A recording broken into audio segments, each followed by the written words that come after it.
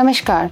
I am Dr. Sukriti Bhalla, Senior Intervention Cardiologist and Head of Cardiology Unit 2 at Akash Healthcare Super Speciality Hospital, New Delhi, Dwarka. आज हम बात करेंगे excessive sweating and heart health पे। कब चिंता करनी चाहिए ज़्यादा पसीना आने पे? अगर हम ये देखें कि पसीना क्यों आता है हार्ट के मरीज को, किसी भी हार्ट के मरीज को अगर हार्ट कमज़ोर है या हार्ट अटैक हुआ है या हार्ट फेलियर हुआ है तो एक्सेसिव स्वेटिंग एक तरीके का सिम्टम है, साइन है। वो हमें बताता है कि हमारी हार्ट तंदुरुस्त नहीं है, क्योंकि हमारे हार्ट को मेहनत ज़्यादा करनी पड़ रही है और ब्लड सप्लाई पूरी बॉडी में पहुंचाने के लिए, ऑक्सीजन और न्यूट्रिएंट्स पहुंचाने के लिए ज़्यादा मेहनत करनी पड़ रही है।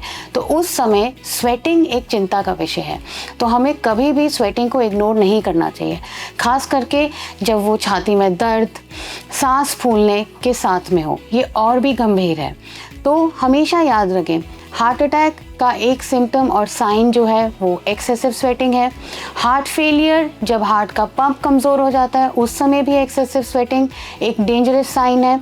तीसरा, अगर आप सो रहे हैं और सोते सोते आपको ठंडे पसीने आ गए तो ये भी एक खतरनाक साइन है हार्ट की बीमारी होने का। चौथा, साइलेंट हार्ट अटैक्स, इसमें भी स्वेटिंग एक इम्पॉर्टेंट कारण हो सकता है अनहेल्दी हार्ट के साइंस का।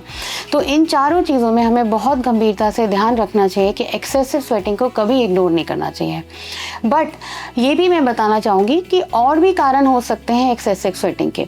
किसी को कोई एंग्जाइटी इशू है, उसमें पसीना ज़्यादा आ सकता है, शुगर ड्रॉप हो रही है, या अगर आपको कोई ट्यूमर है या एक्सेसिव फीवर है उस दौरान भी आपको पसीने आ सकते हैं।